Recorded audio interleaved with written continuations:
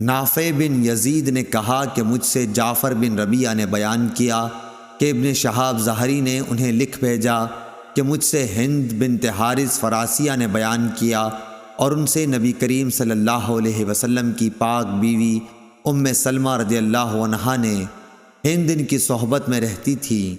انہوں نے فرمایا کہ جب نبی کریم صلی اللہ علیہ وسلم سلام پھیرتے تو عورتیں لوٹ کر جانے لگتیں اور نبی کریم صلی اللہ علیہ وسلم کے اٹھنے سے پہلے اپنے گھروں میں داخل ہو چکی ہوتیں۔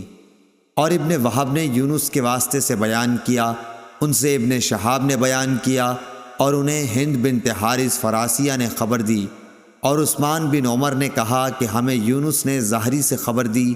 انہوں نے کہا کہ مجھ سے ہند قرشیہ نے بیان کیا۔ محمد بن ولید زبیدی نے کہا کہ مجھ کو ظاہری نے خبر دی کہ ہند بنت حارث قرشیہ نے انہیں خبر دی، اور وہ بنو زہرہ کے حلیف معبد بن مقداد کی بیوی تھی اور نبی کریم صلی اللہ علیہ وسلم کی ازواج مطہرات کی خدمت میں حاضر ہوا کرتی تھی۔ اور شعیب نے ظاہری سے اس حدیث کو روایت کیا۔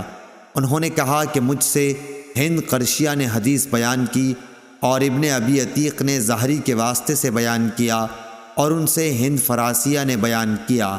لیث نے کہا کہ مجھ سے یحییٰ بن سعید نے بیان کیا، ان سے ابن شہاب نے بیان کیا، اور ان سے قریش کی ایک عورت نے نبی کریم صلی اللہ علیہ وسلم سے روایت کر کے بیان کیا۔ صحیح بخاری حدیث نمبر 850۔